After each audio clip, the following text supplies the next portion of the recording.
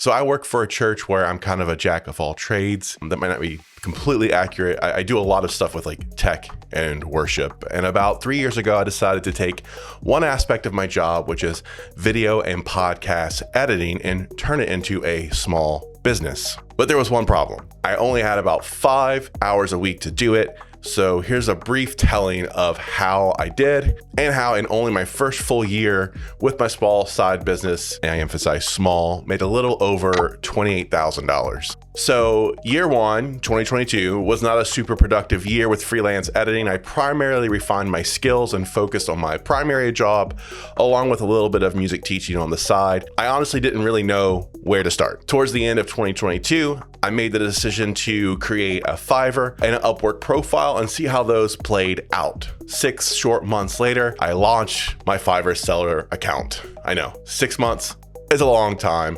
I never claimed to be good at this, but this is just my journey. So my profile goes live in March of 2023. March goes by, no orders. April goes by, no orders. In May of 2023, I finally get my first order and worked for a stupid low amount, but it was work, and I was finally getting some reviews on my profile. My goal was to get 10 reviews and get out from under the new seller label that they have on Fiverr. I'm not sure how much that label was hurting me, and I can't provide any scientific data on it, but I do believe it was hurting my order rate. After having my first orders in May, I was hoping I could build off of the positive reviews in June, but then in June, nothing.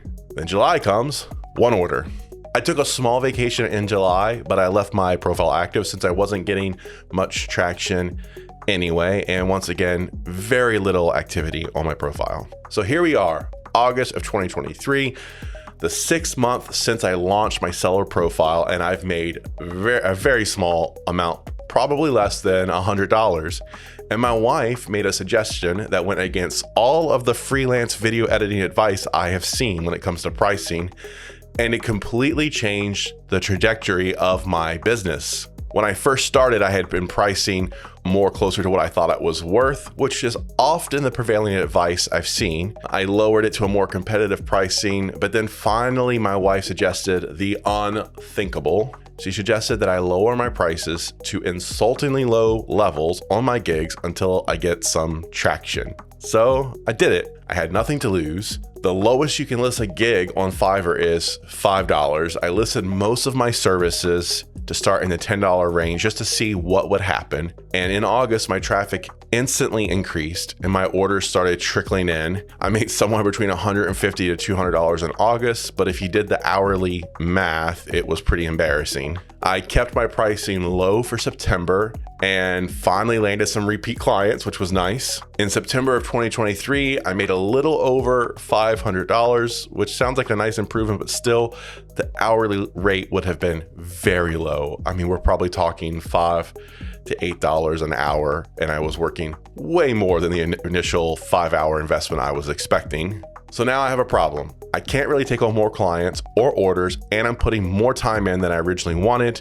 And remember, that extra time is in addition to my existing job with the church and teaching music. While my wife's advice finally got some eyes on my profile and some reviews, I had to make a change because I realized this was not sustainable at all. So I raised my prices a little. And then each month of the last quarter, I made about half of the revenue that I made in September, largely because of the price increases. But I was editing a more realistic amount of time, and the hourly rate was starting to look a little better. Still low, but better. So in 2023, made some good progress, made less than $2,000. So this is not like life-changing money at all, even for a side gig. But for 2024, I had 2 primary goals. One was to find more time in my schedule so that I could spend that time editing and build the business. And then also to diversify my client base by finding some clients that were not on Fiverr. So I didn't have to worry about the Fiverr fees and being completely reliant on them bringing me work. The finding more time part was really difficult because I was already very, very busy, but here's what I did. I cut back on my hobbies. This might be controversial, but something had to go, and it just made sense that if I wanted more time to grow the business, I had to spend less time somewhere else. But despite it making sense, it was still difficult because I was giving up things I enjoyed doing. And by giving up, it's probably a strong word, I significantly cut back. I've always liked playing video games. It's my primary preferred form of entertainment. And I went from doing it a few times a week to practically once a week, and sometimes not even that. Let's be honest here. I am a video editor, and you can sneak in a game or two during the week sometimes if you have some downtime, but I was not regularly playing any longer. Another reason for cutting back on my hobbies was I didn't want to cut back on family time. I have a wife and I have 2 kids, and I'm looking for ways to spend more time with them and better quality time with them. So that wasn't an option. I'm not saying that there haven't been times where I've missed out on spending time with the family, or sometimes things come up and I need to get done. And that's part of being a freelance editor. It's not always, consistent hours, but I do try to create boundaries and set expectations to better preserve my family time, but I still need to do better in that area. The point is, if I decided that regularly sacrificing family time was acceptable, especially when I have other things that I can cut out of my life, it becomes a slippery slope, especially if you're like me and you enjoy working. And so working all day and in the evening and into the night would not feel like a big deal personally. Okay, on to the second goal. Getting clients that are off of the Fiverr platform to diversify a bit of my client base. My plan was to look for clients, cold calls, go to businesses, etc.